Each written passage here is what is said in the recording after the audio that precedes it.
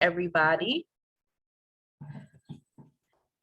It is May 10th, 6:30. We're a little late, but today we are presenting the Bowie Police Department and the Prince George's County Office of Human Rights is presenting Understanding Human Trafficking. I'm Rachel Jefferson. I'm a captain with the City of Bowie Police Department. And on the call or Zoom today are the representatives from PG County Office of Human Rights.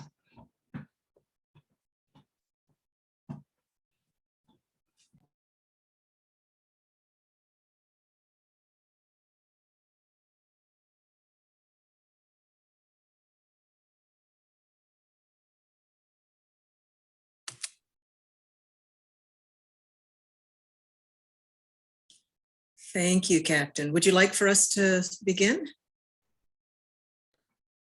Yep. All right. Thank you so much. We are thrilled to be here. Thank you for taking the time out to spend a few moments with us to really talk about a very, very important issue. We'd like to give special thanks to the Bowie Public Safety Committee for your efforts and for the invitation. And we'd like to give special thanks to Deputy Chief Dwayne Preston, to Jackie Roan, to Langston Clay, and although she isn't, I don't think, part of the Public Safety Committee, Detective Anika Howard, who is a valued member on our task force. I'd like to introduce our partners and team this evening. First of all, we have Jackie Roan, who, as you just heard, it was also part of the Public Safety Committee, but Jackie Roan is a valued partner on our task force, and she heads the division, the Domestic Violence and Human Trafficking Division for the Department of Family Services. And she also serves, as I said, as a valued member on our task force, but she is also on our steering committee for the task force. Thank you, Jackie. She'll be part of the presentation. Also part of the presentation is Vespa Glenn. Vespa Glenn is one of the civil rights investigator with our office, the Office of Human Rights. She is also the Human Trafficking Division Manager in the Office of Human Rights, and she also serves as the Prince George's County Human Trafficking Task Force Administrator. So Vespa will also be sharing some wonderful insight. We also have Caitlin Moeller, who is, again, a civil rights investigator with the Office of Human Rights. She also is the co-chair of our Public Outreach and Training Committee on the task force. And thank you. My name is Renee Battle Brooks. I'm the Executive Director of the Office of Human Rights. We are the county's civil and human rights education and enforcement agency. The Human Trafficking Task Force sits within our agency, again, under the division of Vespa Glenn. Before we get started, we want to really give what I call a trigger warning. Some of the information and themes that will be presented tonight, things that you'll hear us talk about, may be triggering to you. And so we want to very, very much encourage you to not to hesitate to take care of yourself in whatever manner is best for you, to include taking a break from this presentation. And again, if you need resources, we can provide some resources if you think that you need some assistance, and you could just put that in the chat to the panel. So while I load up our PowerPoint, we're going to talk about the dynamics of human trafficking. We are going to talk about why human trafficking flourishes, and we are going to talk about ways, the dynamics, and then ways that you can become involved. So we call human trafficking a crime that is hidden in plain sight. And typically when we do this, we like it to be interactive, but in this current format, it is a little bit harder. And so I want you to think about and maybe answer to yourself, or if there's a chat, to put it in there, but I think I do not see the chat in this particular feature. So why do you think, take a minute to think about it, why do you think we call it a crime that is hidden in plain sight? And perhaps some of you will say, well, you know, it happens everywhere, or we know it's there. Some of the reasons why we say it happens in plain sight is because it literally is all around us. Some of the dynamics are that our victim survivors do not identify as victim survivors. So unlike other types of victimization where you have victim survivors that come seeking help, very often in human trafficking, the victim survivors are not seeking help. We come across them in many, many forums. Human trafficking is both sex and labor. Now, we seem to hear more about sex trafficking, but we actually know that labor trafficking exists more than sex trafficking, but it is not one thing that is captured easily. I think there's several reasons. One, the great state of Maryland only outlawed labor trafficking October 1st, 2019, just before the pandemic started. So we're a little bit behind the curveball, but later on in the presentation, I will share examples of labor trafficking before the law was in effect. So we know that labor and sex trafficking requires force, fraud, or coercion. One of those three is simply enough to either in sex, a sexual act, or if it's labor, forced labor, in exchange for something of value. And the value does not have to be money. Very often it is, but it could be anything of value. So sex, labor trafficking, force, fraud, or coercion in exchange for something of value for sex or labor. The only exception is if it is sex trafficking and the victim survivor is under 18, force, fraud, or coercion do not have to be proven. You simply prove the age of the child, that there was a sexual act in exchange for something of value. Some of the dynamics that make this crime flourish. We know that human trafficking is fast becoming the #1 criminal enterprise. Right now, drug trafficking is just a little ahead of it in terms of the cumulative money that it makes. But human trafficking, is right behind it. And human trafficking has overtaken gun trafficking. So when we think about human trafficking, we have to think about greed.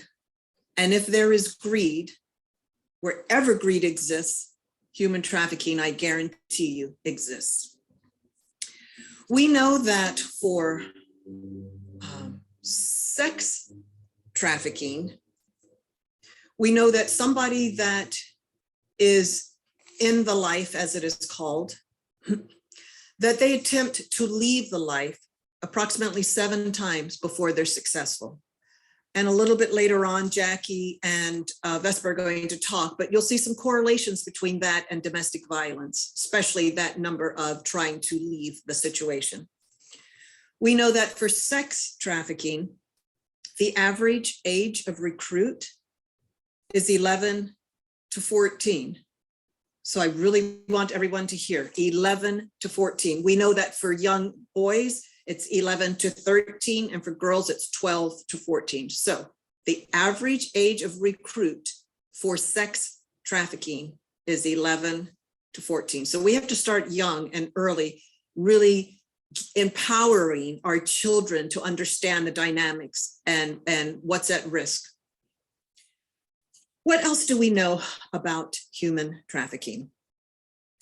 Well, we know that our traffickers, if we know that greed is what motivates this crime or this victimization, we also know that very often, remember I said it's force, fraud, or coercion. We see a lot of fraud in both sex and labor. And so if we know that there's a special type of victimization, now granted, we have more data, I won't say data, but we have more information about sex trafficking because we have been prosecuting that and looking for that a lot longer than labor trafficking. But I like to liken this to sort of a long con game that is played or perpetrated on the victimized, the victim survivors. So it flourishes because there's high profit when the traffickers do their cost benefit analysis, and maybe they don't call it that, but there is high rate of return and low risk. Low risk, why? Well, particularly in sex trafficking, after the victimization, and Vespa's going to drill down a little bit on why it looks like this, but after that victimization has occurred, there's a bond that's formed. And very often the victim survivors are unwilling to assist with the prosecution or even giving up the names of the traffickers. The traffickers know this. When there's trauma, we know that the way the court system works, the time frame is in opposite of what it requires for healing and for unpacking of these multiple layers of trauma. And so very often the victim survivors are not around or present when you have to get this to court because there's a quick timeline. We know that traffickers use their property because that is what they think of our victim survivors as, because remember, this is greed. This is about using this person over and over again. So back to just a moment when we talk about why this flourishes and why this is becoming almost the #1 criminal enterprise. Let's look at the difference between gun and weapons trafficking, drug trafficking, and human trafficking. Two things immediately should come to mind when you think about guns and drugs. And that is that for guns and drugs, you have to re-up, right? If you are engaged in trafficking of guns or weapons, you have to always get fresh supply, right? So that you can get that out through your network and your chain. If you are trafficking in drugs, you have to either plant or mix them up. You have to have the ingredients, etc. So that costs money, right? For human trafficking, that commodity, that property is reusable over and over and over again. And you don't have to feed it. You don't have to clothe it. You don't have to do anything. You don't have to invest. So it is high rate of return, low risk, and almost no monetary input. So these are just a few factors that drive this very, very real crime. In a minute, we're going to look at sort of how force or fraud or coercion would look. But let's talk about some of our vulnerable populations. History of child abuse. We know that for sex trafficking, 94 to 96% of all victim survivors of sex trafficking were victims or have a history of child abuse. And if you're listening, that is staggering. But that is also something concrete that we know we can work at to completely wipe out sex trafficking. We have to wipe out child abuse. We have to listen to our young people, our babies, the little ones, when they say something has happened, instead of looking for an alternative theory as to why they may be mistaken or all the other things that I have heard.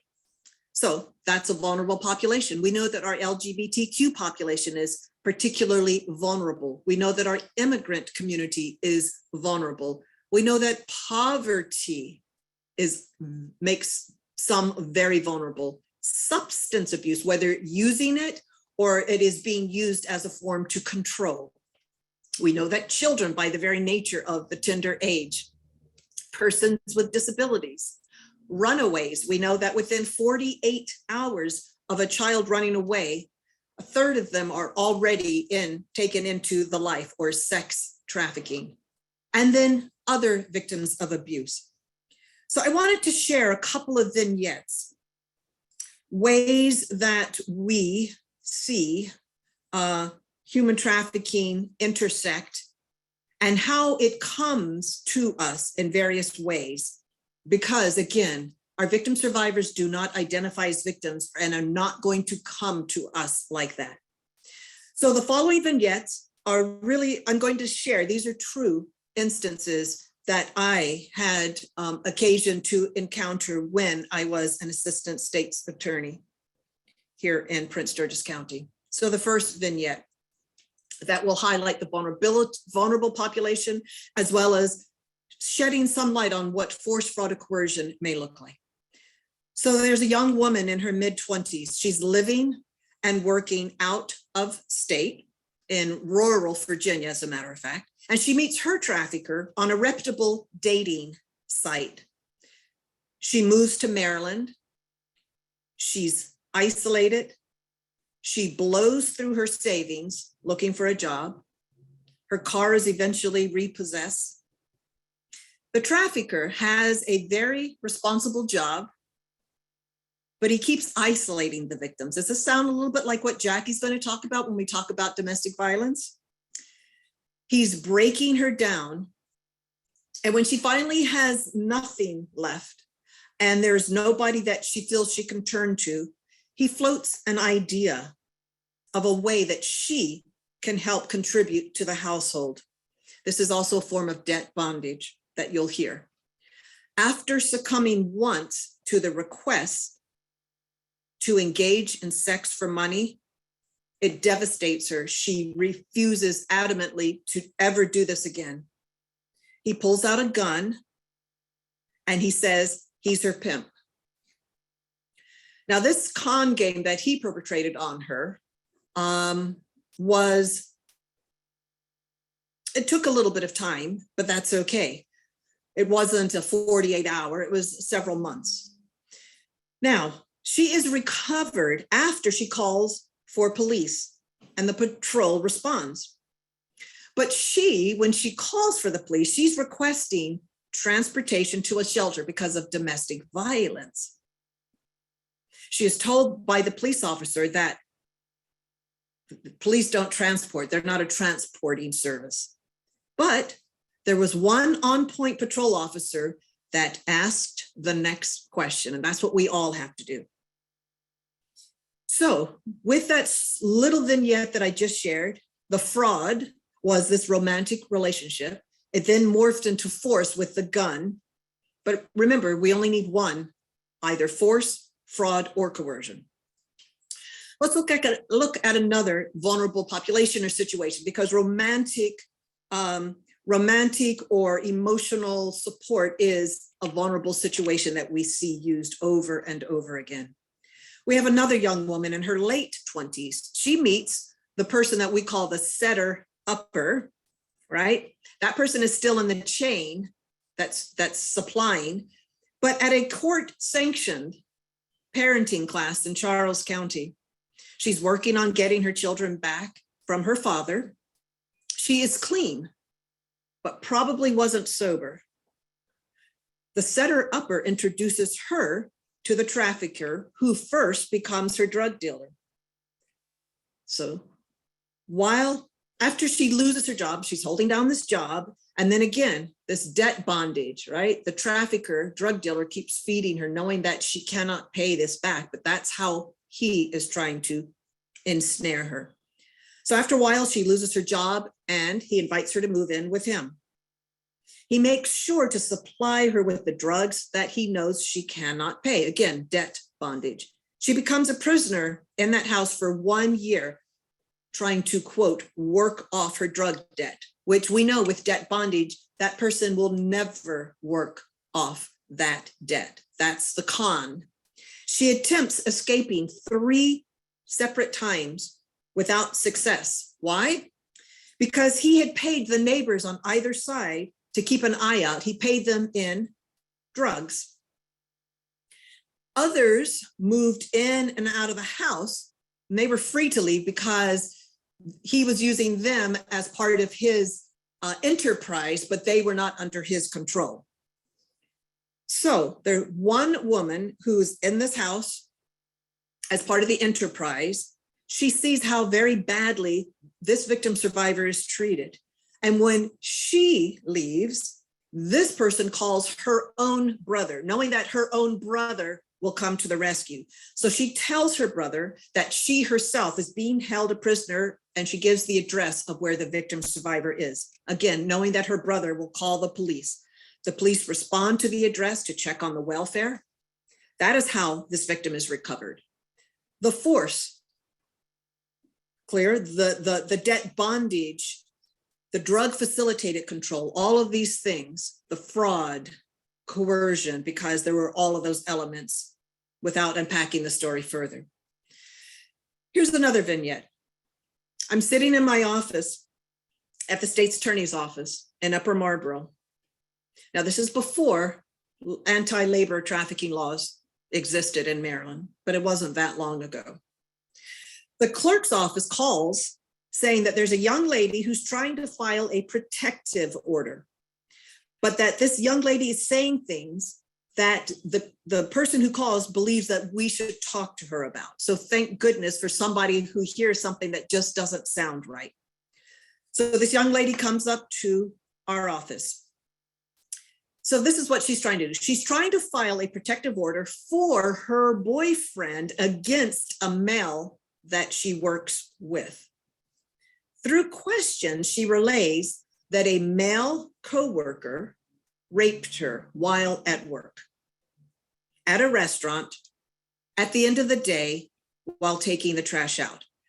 I will share with you that this actually occurred in Bowie. Now, we learn that she's in this country undocumented.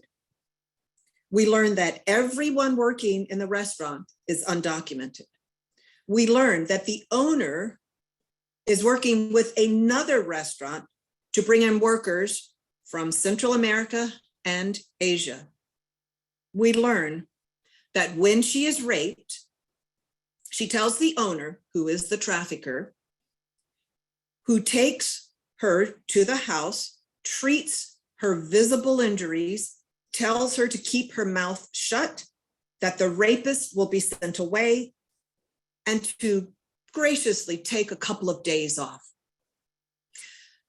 After returning to work, those couple of days that she's allowed after this brutality, she works for probably 2 weeks before what happens? The rapist reappears at work. The victim survivor goes to the owner, again, who is the trafficker. And when she tells the owner trafficker this, she is told basically to deal with it. The owner trafficker says that the owner trafficker is very well connected in the county, and that if the victim says anything, the victim will get into trouble.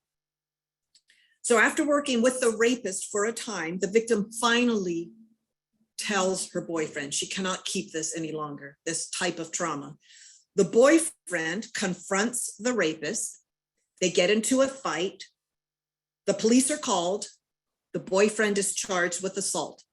The victim survivor is at the courthouse trying to get a protective order for the boyfriend against her rapist. There are more questions that we ask, and we find out the following: that all the employees stay in a townhouse in Bowie that is owned by the owner, trafficker. It's not a nice place. And for the privilege of living there, their pay is deducted. They all walk to and from work, so there's no restriction of movement. And the victim survivor is taken every Friday, picked up by limousine to clean the owner's mansion, all without pay. We have force, we have fraud, we have coercion. We know that our victim survivors present in emergency rooms, they present in the court. Sometimes they're in the court for other crimes that they are forced to commit while under the control of their traffickers. Adult court, juvenile court, truancy, We know that our victim survivors present in domestic violence shelters. They present at churches, at schools, on the job. Perhaps the people that are building that deck that you asked for and you're getting a really great price, or that addition on your home. Perhaps it's where you get your nails done, the salon, braids. Trafficking happens everywhere. And those last incidents were really examples of labor trafficking. But again, we know that labor trafficking and sex trafficking can occur at the same time with the same victim survivors. Remember, greed is what motivates it. So sex trafficking can occur. I've given you some real stories, but of course we all know sex trafficking can occur in hotels, right? I gave you an example of where it occurred actually in a single family house, but it occurs in apartment buildings and row houses, at truck stops. Although we in Prince George's County do not actually have official truck stops, but start paying attention. We know that there are places, parking lots, where truckers pull over to rest. And we have received, when I was at the state's attorney's office, calls about kind of the foot traffic they were seeing in sex trafficking, massage parlors, right? All of these different places, we know that sex trafficking occurs on the track. That's really the old fashioned, but that still happens every now and then. That's what it's called. We know that forced labor, I've told you one story, right? Hospitality, restaurants, braiding salons, nail salons, au pairs or nannies, indentured servitude, construction, agriculture, all of these places. That's where labor can occur and does occur. We call Prince George's County a hotspot for trafficking. And we don't just say that, but take a look at this map and ask yourself, what is this map depicting, right? So we know that Prince George's County is the gold, I believe, yes. And the red is the District of Columbia. We know, so this map tells us several things. One, we have 95. We have a major north-south route. Comes right through Prince George's County. We have the Beltway, easy on, easy off. We know that right outside of Washington, D.C. is the nation's capital, a seat of power where there are conventions, powerful people, meetings, all of these things attract traffickers. We know that we are fortunate in the DMV to have every conceivable professional sporting group, right? We have everything, baseball, football, basketball, that's women's, men's. We have the PGA that comes through here. We know of a survivor that was trafficked every year to the PGA here in the DMV when she was a child. So traffickers are attracted to that. So conventions, conferences, sporting, power. We also have in Prince George's County wealth and poverty next to each other, which is the perfect storm. We have what comes with the nation's capital, embassies. With embassies come people, foreign nationals, right? And so perhaps some of the fraud that we see are inviting their fellow countrymen to come for a better education and are stuck as indentured servants in that house. So there are many things that make Prince George's County a hotspot, our geography. Caitlin is going to take us through an exercise to really illustrate victims, victim survivors, and traffickers. Hi, good evening. So we have an interactive portion of the presentation. I know that you guys aren't able to unmute or anything, so I'm going to go through each of the pictures shown on the screen. Some are news articles, others are from websites, and I want you all to decide if you think the person in the picture is a trafficker or a victim or survivor of human trafficking. Like I said, you can either put it in the Q&A or just think to yourself. We're going to start on the left side, and we have Sean Wheeler. What do you guys think about Sean Wheeler? Try to open the chat in case anybody, or the Q&A in case I'll just go through. So, Sean Wheeler, at 7 years old or so, he was groomed with adult porn, then child porn, and then he was being trafficked. Next to Sean Wheeler, we have Carla Jacinto. So Carla Jacinto says that she was raped 43,200 times while she was being trafficked. Next to Carla, we have Alexandra Ramirez, who's 19, and next to her, we have Kira Nunez, who's 21. So they both posted nude photos of underage girls to websites in order to sell the children for sex. They also rented Airbnbs almost a dozen times so that the clients and the victims could meet. So they were both traffickers. Next, we have Sherry Ho. She said at 7, her father sold her into human trafficking. So that's an example of familial trafficking. Next to Sherry, we have Charles Clarence Stacy, 87, who paid his girlfriend next to him, Mary Lou Dahl, who's 66, to have sexual relations with her 13-year-old granddaughter. Next, we have Tina Front. She's a survivor. She founded Courtney's House in Washington, D.C., and she continues to help other trafficking survivors. And she's also a partner in our task force, so we're really glad to have her. Next, we have Ashley Cacho. She said it began with a hint, a comment, a little bit more pressure, mix that with alcohol, and soon at 11 years old, she was involved in human trafficking. Next, I'm not sure if any of you are familiar with the show Smallville, but that's Allison Mack. She's an actress, and she was charged for her involvement with an organization called Nexium.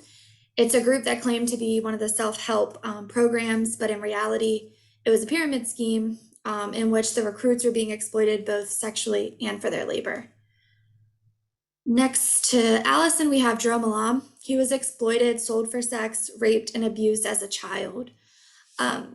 We like to add this as part of our presentation because the point of the exercise is really to show that anyone can be a victim or survivor of human trafficking, just like anyone could be a trafficker.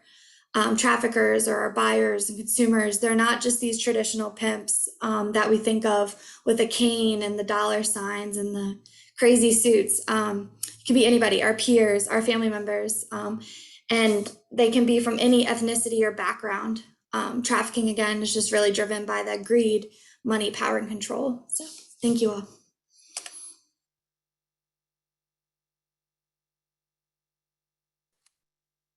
And we wanted to take just a quick side trip because social media plays a part in this, and to really give a warning for any young people that you have in your life, or if you're a young person listening, to really take heed. So this is through NCMEC, the National Center for Missing and Exploited Children. So this is a pre-COVID and during COVID statistic, and it's alarming. Because remember, greed is what motivates. So COVID, they didn't go away. They just learned how to adapt, I guess is the correct word, to change, just like we did, like we are. We are doing a presentation here online. We never would have thought of this as a means to roll out training, right? We would have thought only in person. So between January 1st and December 31st, of 2019 and compared to January 1st and December 31st of 2020, there was an increase of online enticement of children, 97.5% increase of reports of online enticement. That's huge. So if we understand this, that this is how the traffickers and those cunning people operate when it comes to children and others, but this is children in particular, we need to be very, very clear about what we do. Average age recruit for sex is 11 to 14. Think about where you have your computer placed in your home if you have young ones. That should be in a place where anybody can walk by. It should be in a general place where there are no secrets. This is just me, but I suspect that most adults are paying the phone for their children. You should be very clear about what your children are doing on their phone. There are apps that are sold, not for money, but you go to the app store for children that look like one thing, but really are another. For instance, calculators. Some calculators are not calculators. It's actually a way to hide those pictures that they are being solicited to use. And that's a whole, we don't have time to drill down into that, but that's a whole nother form of enticing and sort of the fraud and the coercion to get into this. This is just me again, but when a child is going to bed, why should a child have their cell phone? If you're going to bed to sleep, take the phone. If your children are gamers and that internet isn't used or needed, especially if they're young and you can just pull it up and they're playing against the machine or whatever, turn that Wi-Fi off, because traffickers and predators go into those spaces because children feel safe. They think they are talking with a child, a peer. So social media, internet usage, all of that is a huge tool for predators, traffickers, and we just need to be aware of how this looks. Caitlin. All right, so another interactive activity. So we are, with everything being virtual, as Ms. Batterbrooks just said, we really wanted to make you all aware of some things that traffickers and just online predators are using and how they're using emojis and social media, Xbox, like chats, things like that, to exploit children. So below we have some emojis that are being used in like direct messages and online advertisements. And we're just going to go through what they mean. So the first one we have is the emoji with the hands above the head. That one is in reference to a woman's orgasm. The emoji with the X over the eyes, that is to see something X-rated or seeing something X-rated. The flame, that could mean attractive or sexy. The mail inside of the mailbox, that means sex.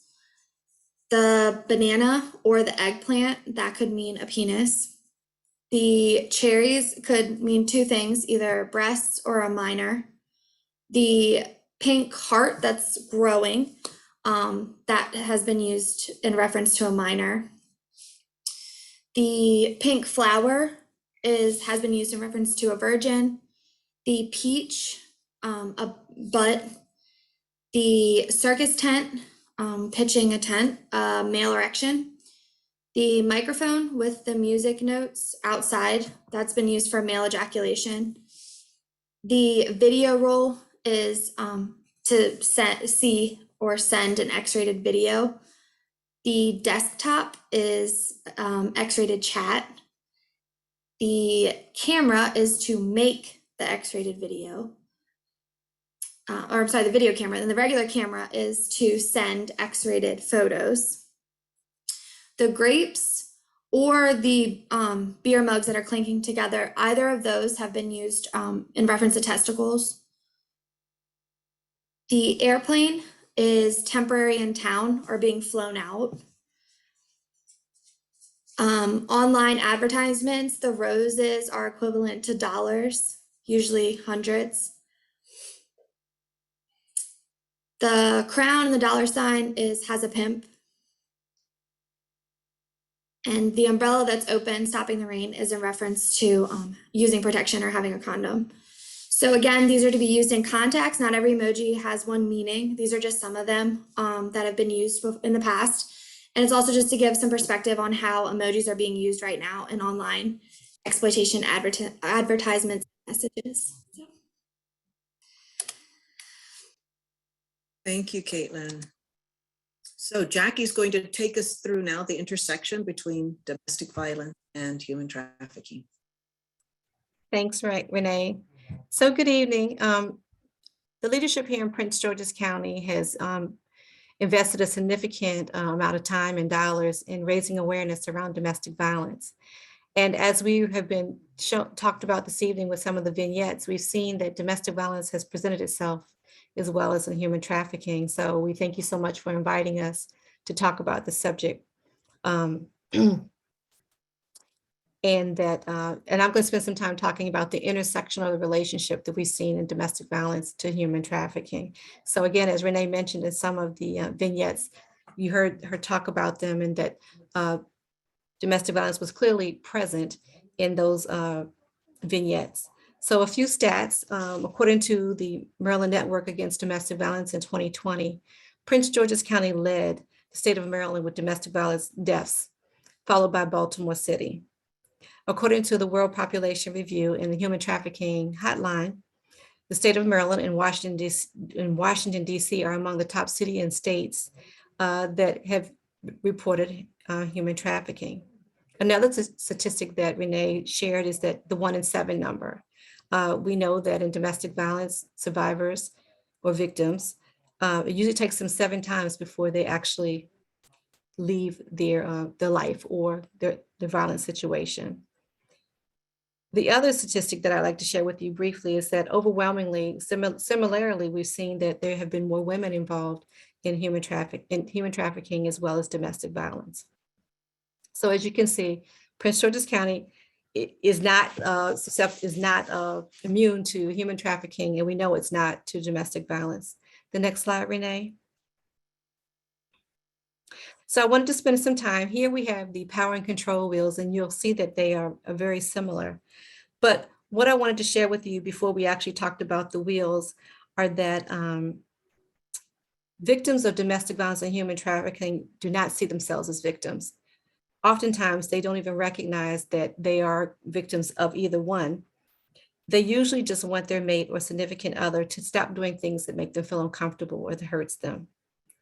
In some cases, the victims or survivors as we talked about, I use that word interchangeably, they have witnessed unhealthy relationships through their childhood. I think Renee mentioned that briefly. But again, they don't see themselves as victims. They are emotionally attached to their abusers. We call that the trauma bond. And so Renee mentioned that, and we'll talk a little bit more about that. But the trauma bond is when the victim develops an emotional attachment with the survivor, with the abuser, I'm sorry. They often defend the actions and saying that they love them, they have a sense of loyalty, and often sometimes say they deserve the abuse. But again, they don't see themselves as victims.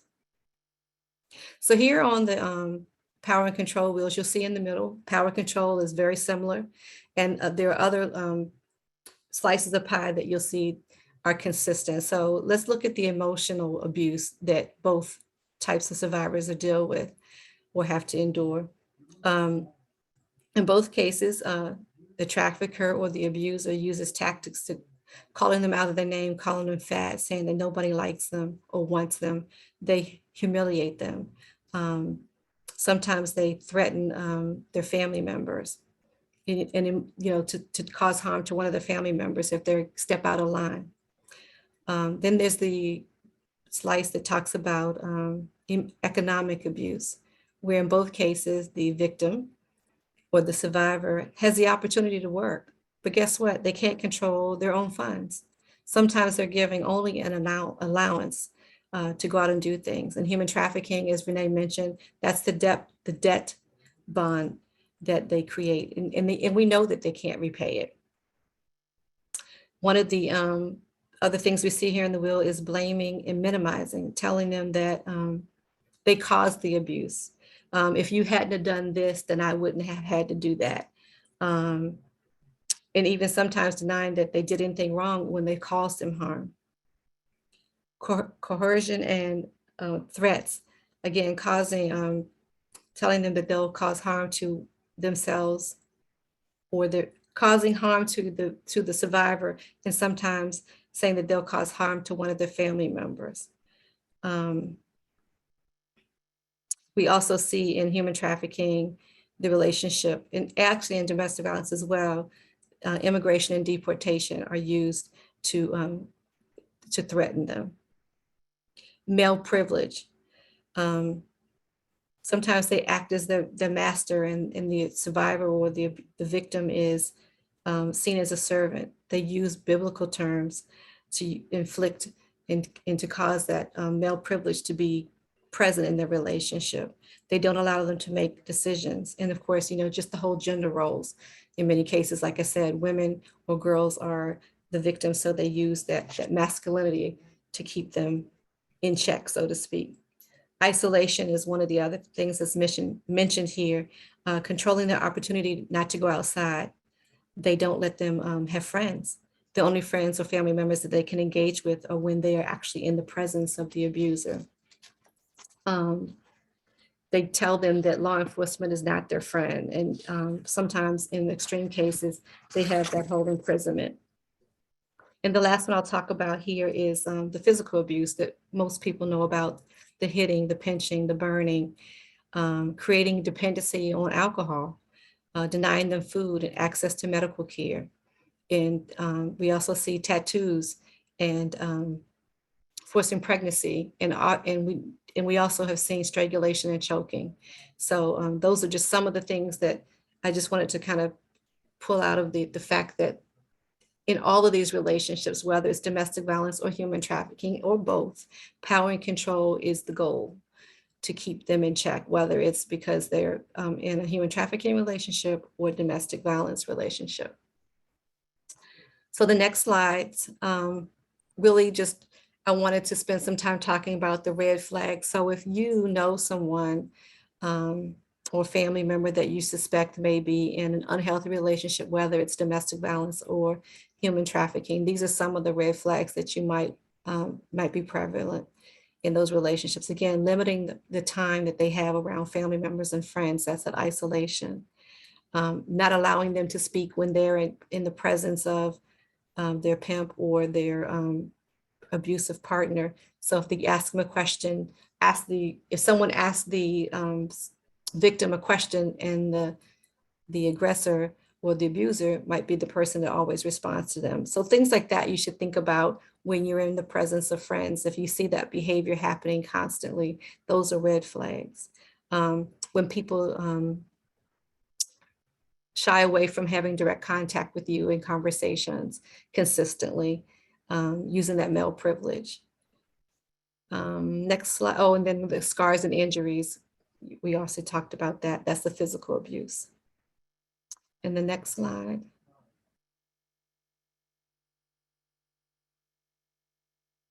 Okay, demands details when they spend time away from you. Again, isolation. So they may be able to go away from the actual abuser, but when they get back, they use their male privilege and cause emotional stresses of where they've been. Again, showing jealousy and possessiveness. They go from 0 to 60 really, really quickly. And the other one I'd like to really talk a little bit about is the cell phone. So when you see individuals that are sharing they have to share their password or have access to that, it really takes that whole respect and privacy from the relationship. So that's a definite red flag you can look for.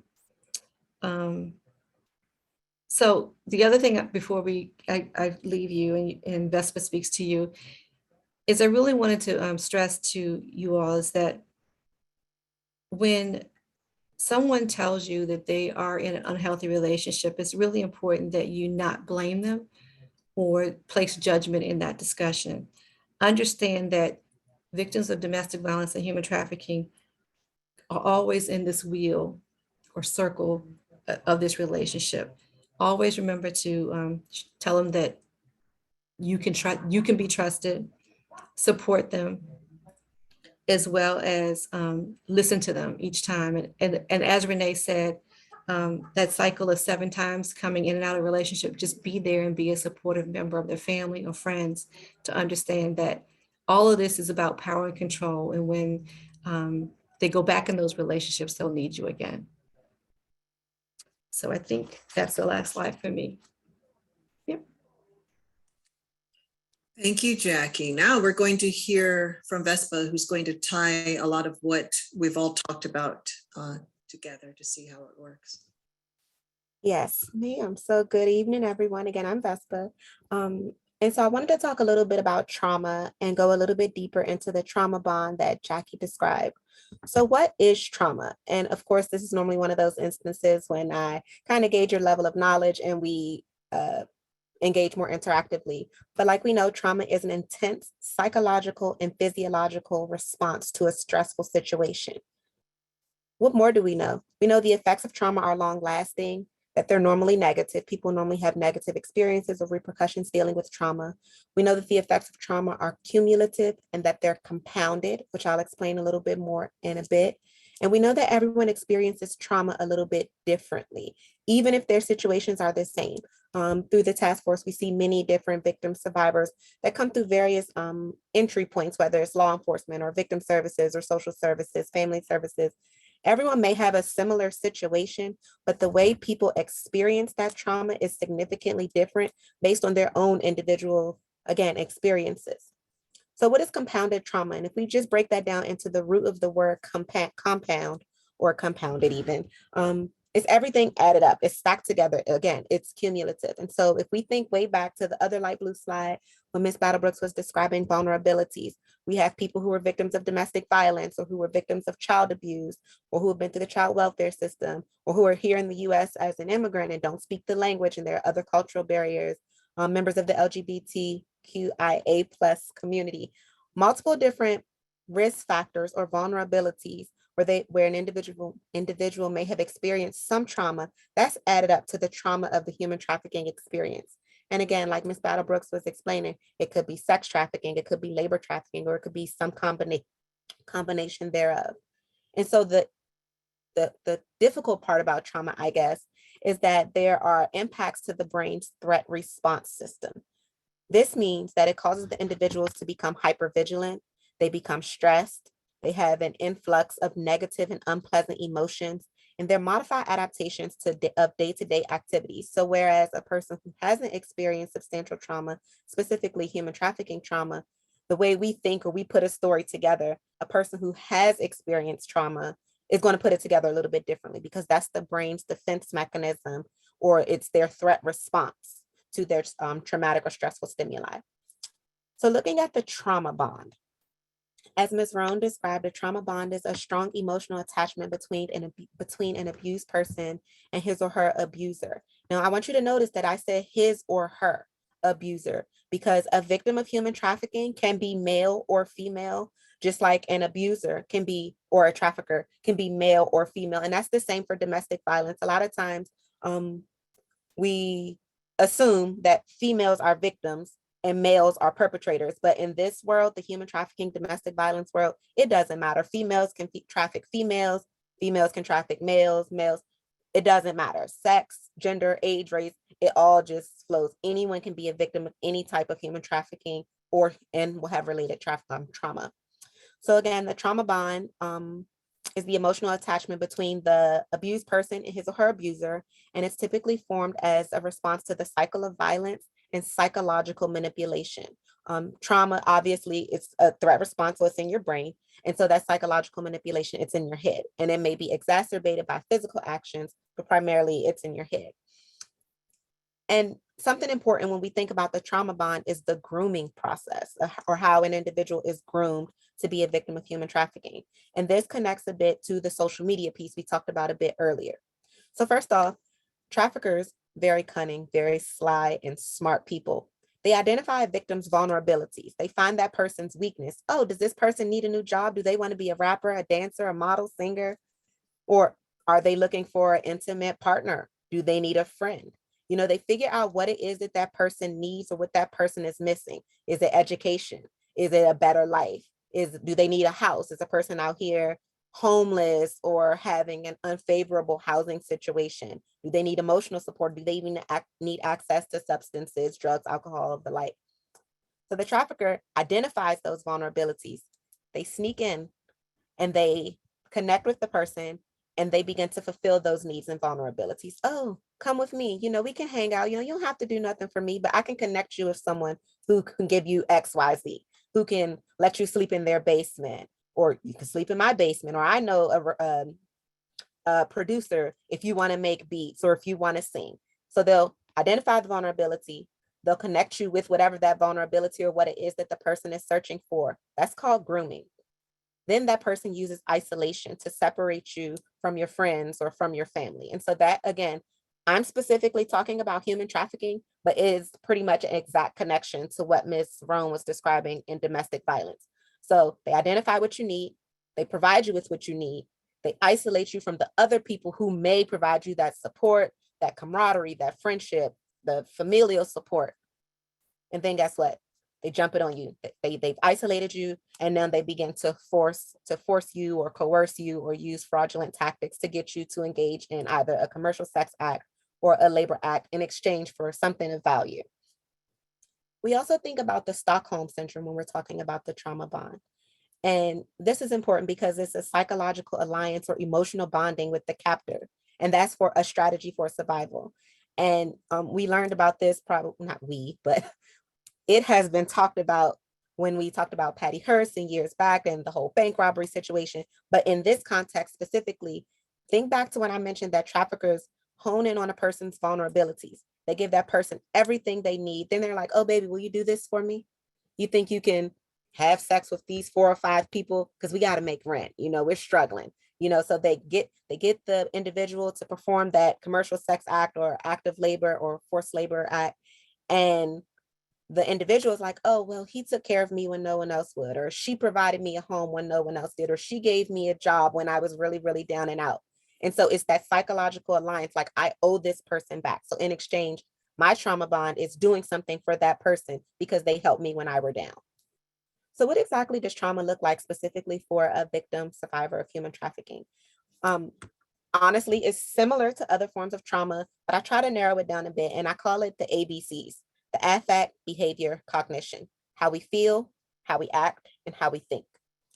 So in terms of affect, we can feel, or victims of human trafficking, they can feel depressed, they can feel anxious, they can feel hopeless, they can feel shameful, which is one of the more common reasons or deterrent factors of a person identifying themselves or being unable to identify themselves as a victim of human trafficking, because they're ashamed. No one wants to be looked at as a victim. No one wants to be looked at as weak. So there's a lot of shame. There's a lot of powerlessness. There's also some repression or minimization in which a person represses their experiences, or they're like, oh no, they just kind of brush it off and make it seem like it's just not a big deal because, again, they're ashamed. They feel guilty. They feel fearful. There's also some dissociation that didn't happen to them. In terms of affect, sometimes we also see psychosomatic responses, and that's the intersection between the brain and the physiological responses like the body. What does that look like? It could be stomach aches or back aches or heart palpitations, hot and cold sweats, disrupted sleep patterns, things like that. Behaviors are some of the more outward actions, things that others can pretty much see. A person could be angry or hostile with their tendencies. They can be introverted or they can be passive. Again, like we know, trauma affects everyone differently. So even if hypothetically me and Miss Battlebrooks were in the same stable and experienced the same type of trafficking by the same trafficker, her experiences may make her feel really, really closed in and really, really shy and really anxious. Whereas me, I'm going crazy. I'm wilding out. I want to fight everybody. I want to do a little bit of drugs. I want to get angry all the time because everyone's experiences are different. It also looks like increased risk taking, fearful actions or social phobias. You don't feel comfortable in front of crowds anymore. And then when you really get to know a person, you start to look at their patterns or things that they may once have been consistent about. For instance, if a person always shows up on time and then all of a sudden they can't come to nothing on time to save their lives, they're always late, or it's the opposite. If they're always late and then they all of a sudden start coming on time, it's that change in behavior that could be a potential red flag or a potential indicator. We can also look at things that people have, like tattoos or brands. We can look at how a person shows, sorry, this earphone just really distracted me. We can look at the tattoos or brands. We can look at like physical scarring or bruising. We can look at their teeth, and this connects primarily to the substance use part of it. If a person looks like they just have like really poor dental hygiene and it's not a way that they normally were, that could be a potential indicator or a manifestation of trauma that presents in a behavioral or physical aspect. And then cognition, the memory or the brain or thinking. 2 main areas. One, like I said, memory, an inability to form accurate memories and store them appropriately, and also gaps in memories. And this is really important because a lot of times, and again, thinking back to Ms. Battlebrooks when she was describing her situation with the person from the state's attorney's office, a person may tell you a story and they skip over facts and you automatically assume, oh, that doesn't make any sense. They're telling a lie. A person who has experienced trauma may not tell a story that makes sense. They may skip details. They may tell facts that are out of order. And it's not because they're it's not because they're fabricating. It's probably a trauma response. And like I mentioned earlier, when I described threats to the brain's response system or the brain's threat response system, a person is protecting their own brain by only telling the parts of the story that get a little bit of information across, but doesn't necessarily make them relive their traumatic experience. So it looks a little bit different for a person who's telling a story that's experienced substantial trauma versus a person who may actually be telling a story. And two, this looks, like I said, with a repression of intrusive recollections, inconsistencies and changing details, or it could be overall compromised brain development, a person who just like their challenges to their socialization or their academic or their inability to capture everyday life skills that we think are normal. Because again, remember, their experiences are completely different and their traumatic response may be to suppress certain things that just don't make sense. And that's not a life or an experience they're used to. So one question people always ask us is, why don't victims just leave? Like if a person is in an unfavorable situation, why don't they get up and go? The first part of that is, and I actually skipped this from the previous part, so it's a perfect way to integrate this in now. The first part of that is victims don't always self-identify. And that could look a lot of different ways. It could be a person doesn't know what human trafficking is or doesn't know that it's illegal. It could be a person, again, has that guilt and shame and blame, and they don't want to accept the fact that they're a victim of human trafficking, or they don't know that they have rights and that human trafficking not only is illegal, but that it's wrong. And there are remedies or services and programs available to assist in dealing with that traumatic experience or their trafficking situation. Again, we think about a person who has been manipulated, defrauded, coerced. That person often experiences a loss of power and an inability to make independent decisions. For instance, if you are a victim of human trafficking on the sex trafficking side, that thing eye contact that we do that shows that we're listening or paying attention, victims of human trafficking don't get to make eye contact with other people, because if they do, they're disrespecting their pimp or trafficker by saying, hey, I'm choosing up, I'm picking a different person. And so there's a loss of power and it's an inability to make decisions. And so that's one of the primary reasons why victims don't leave, because they don't have that power. They don't feel autonomous in their ability to make decisions. There's also fear. Trafficking is pretty scary. I've never actually been in direct contact with victim survivors of trafficking, but looking at the literature and then hearing stories from people like Ms. Battlebrooks or some of the law enforcement officers or victim service members on the task force, trafficking is real and it's scary. It's a lot of violence involved in certain aspects of it. And again, not necessarily just physical violence too, that psychological manipulation that I described a bit earlier. Trafficking victim survivors are afraid. They don't want to leave the life. Or there could be debt bondage. Jackie talked about that a little bit.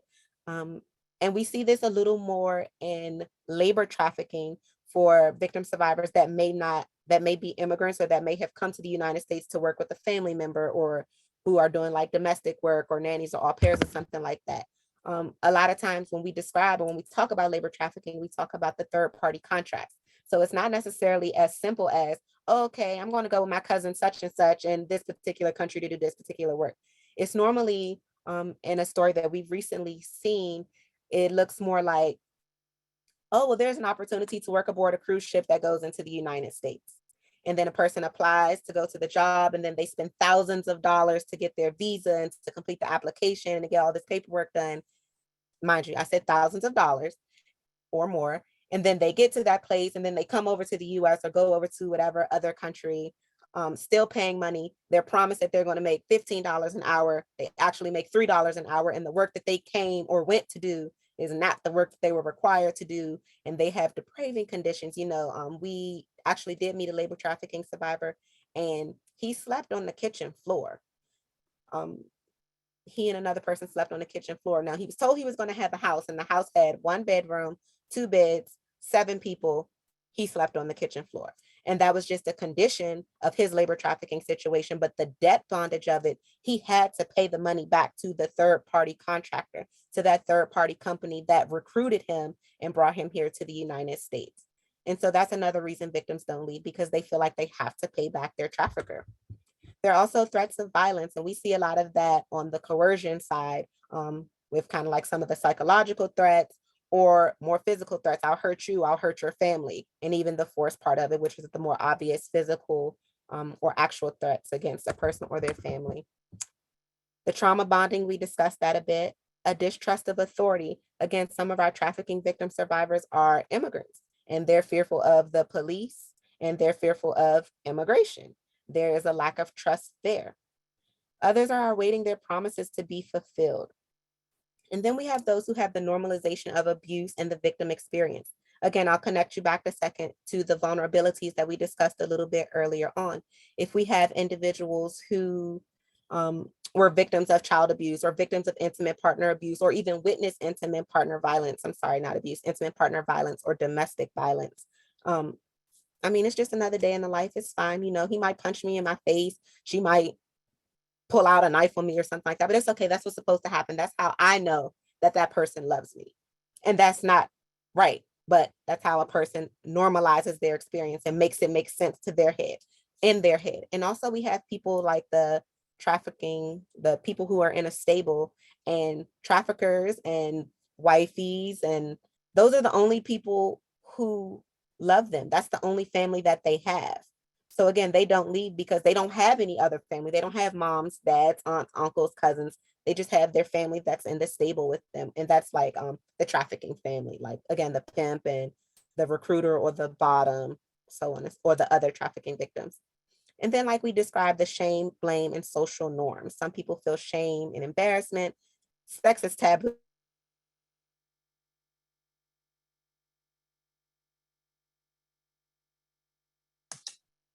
Well, we don't like when that happens. She may have, disappeared. So, okay, well, we'll give her a second to come back, but she was talking about really why people don't leave their trafficking situation. And what she was saying is that they either don't recognize, right? The normalization is where she was. They don't recognize that this is not actually normal. I was at a presentation once where the presenter was talking about his encounter with somebody who was describing a job, you know, and the job was where they all slept like in this big room, and they would get taken, and please let me know when Vespa gets back. And they were taken every day together to this job site. He was awakened every morning by being kicked in the head. He had bruises all over him.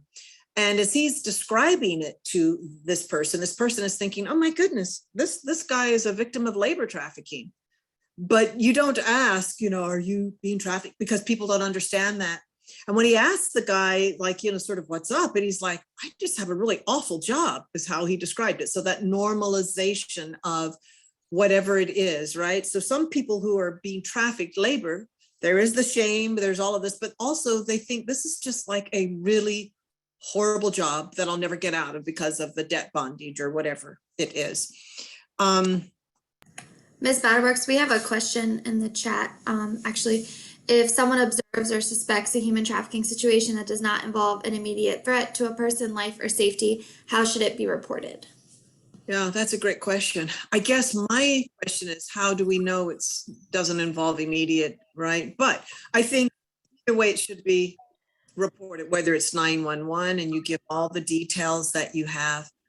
Because what I think the other thing to be acknowledged is we don't know, maybe we have one small piece that's something that is ongoing and we have no way of knowing that, right? But if you truly think that it's, you know, it's not sort of an immediate, you can call the non-emergency number because those are also recorded.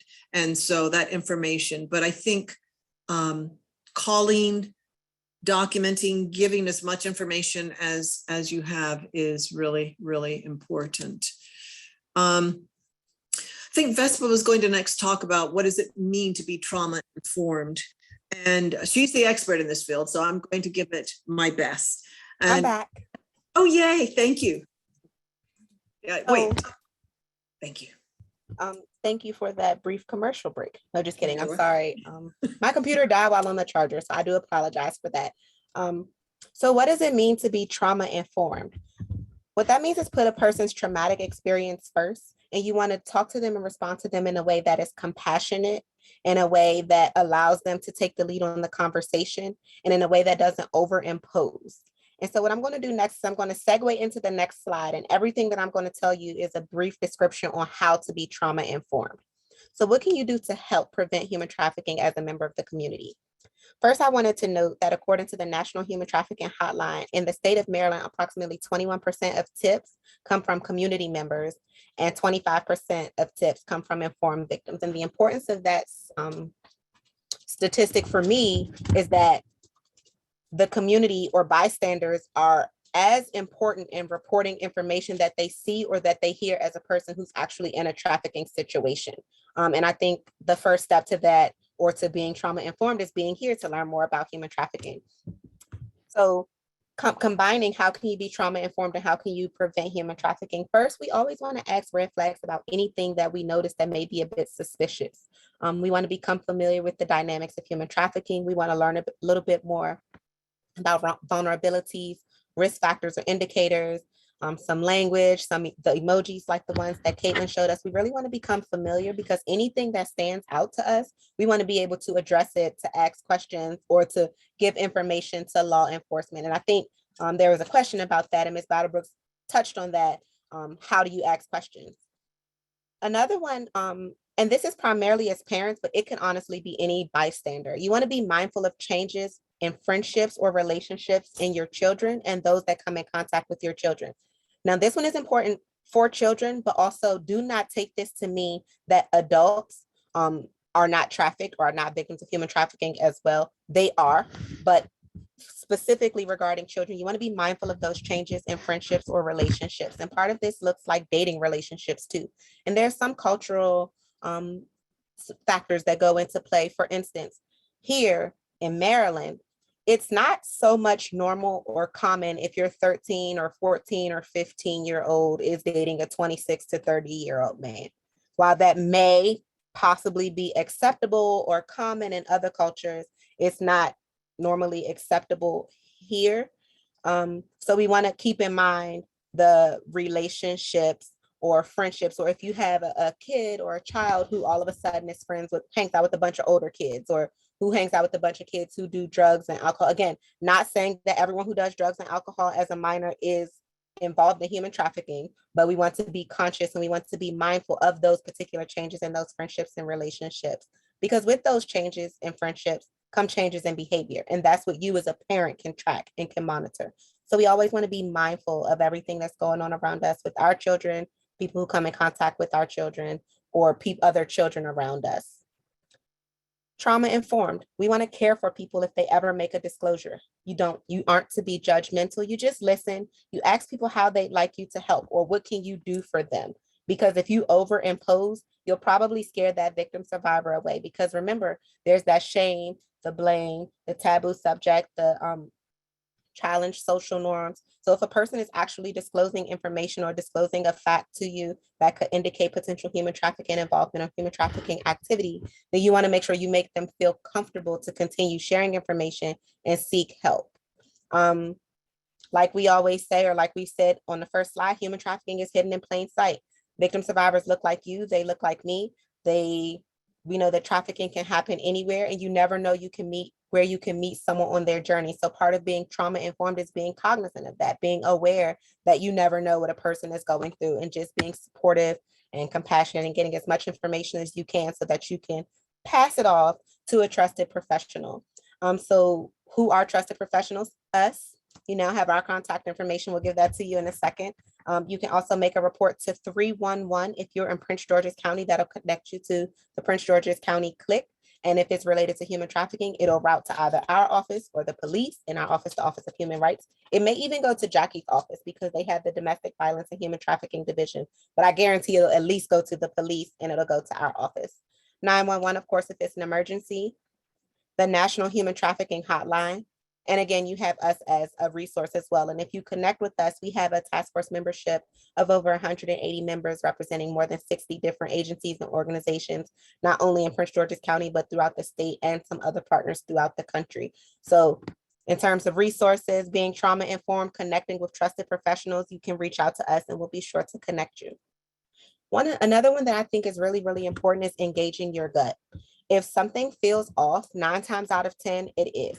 You never know what little piece of information or what weird little thing that you noticed that just really stood out to you. You never know what information you have that you could pass along that could help to close a case or that could help save a life. We also want to foster an environment of safety, and this is specifically for my parents. If you have young children, Caitlin described a little bit, Caitlin or Miss Battlebrooks, I don't remember which one, but described a little bit about social media and how we experienced a 97.5% increase in a year during COVID when kids were home doing virtual school. As related to that, you want to monitor your child's activity on computers and phones. You want to be mindful of certain apps. Again, like Ms. Battlebrooks has started saying, there's, for instance, a calculator app. And when you use it and you touch it, it looks like you're adding, subtracting, multiplying. But if you put in a certain code or something like that, it's a vault and it stores pictures. And a lot of youth or traffickers use that to store nude pictures or other inappropriate pictures that could eventually connect to child pornography, or that are child pornography, which has some nexus to human trafficking. So you want to monitor activity on computers, monitor activity on phones. You also, and it's a tough discussion to have, but you want to educate them on human trafficking and what to look out for.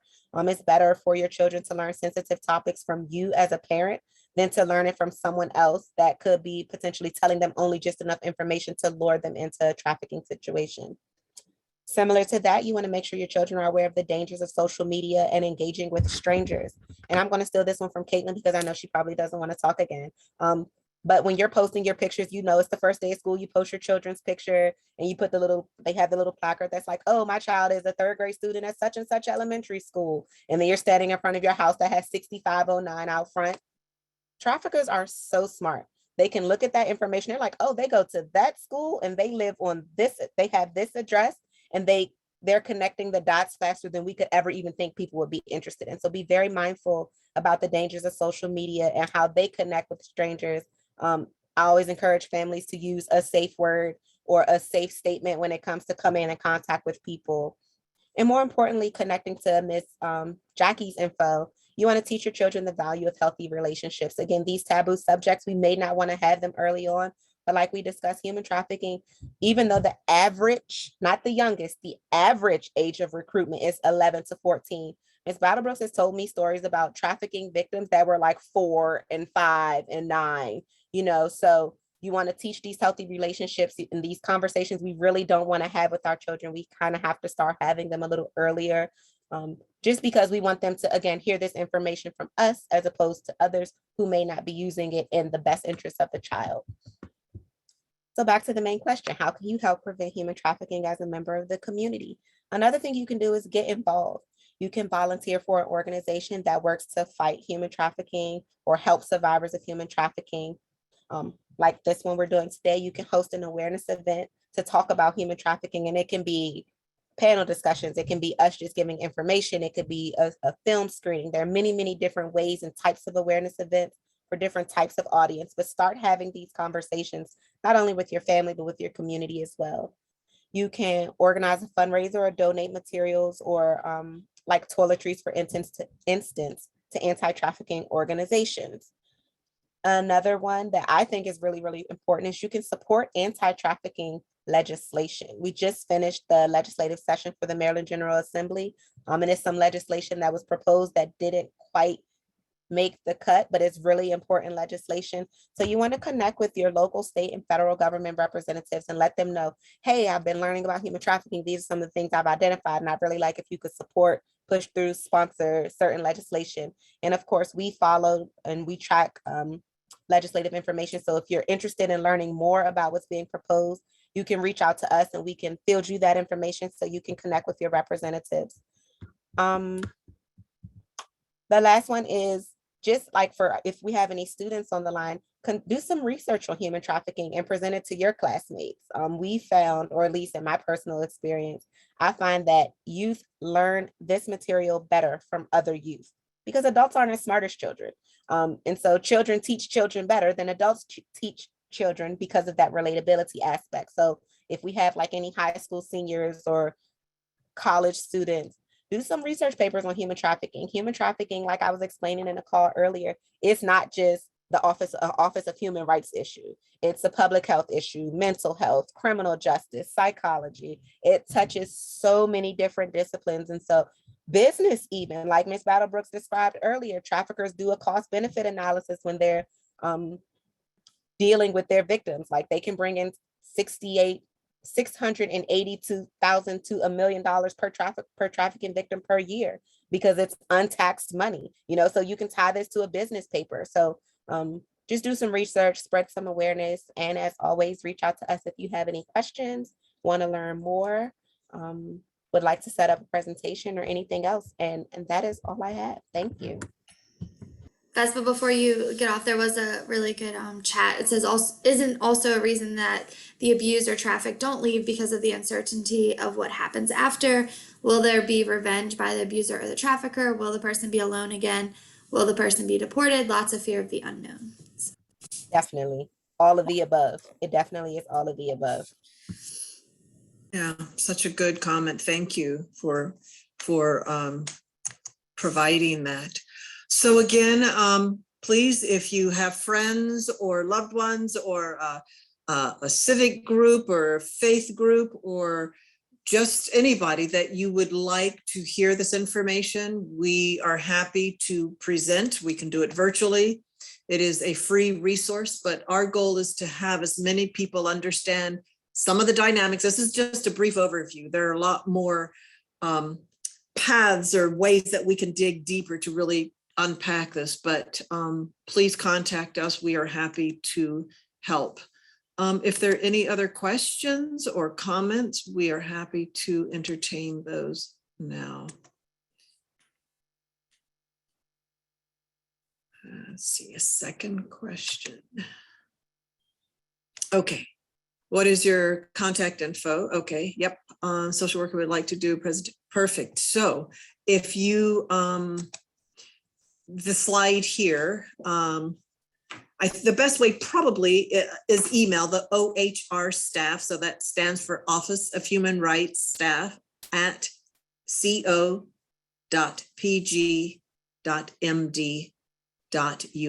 And we will absolutely work with you. So thank you. Another question. Oh, thank you.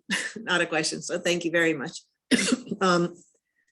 Again, our goal is really to raise awareness so that we all have a little bit of understanding, so that if you happen to see something that just doesn't fit into a box, doesn't make sense, it could be trafficking, and it doesn't hurt to make that call. Give all the information you have, let the professionals determine.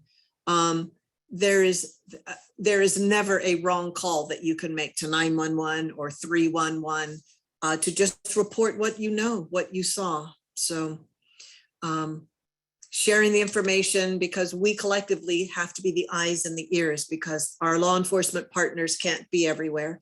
And again, depending on where you work, you are most likely encountering it in some form and just, not understanding what it looks like. So this is helpful just for all of us to understand. Thank you. Are there any other questions, comments, or concerns?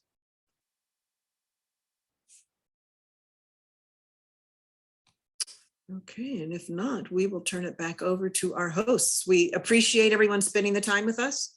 So thank you, Captain. We turn it back over to you.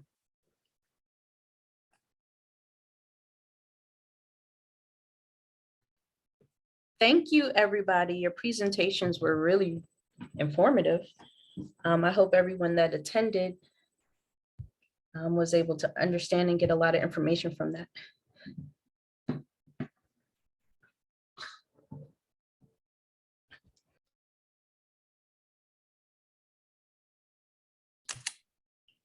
All right, I guess that's it. So I guess we wish everyone a happy and healthy and safe evening. And again, please reach out to us, even if you have questions that you didn't think about. afterwards. So we're happy to entertain this. Thank you. Stay safe, everyone. Good boy.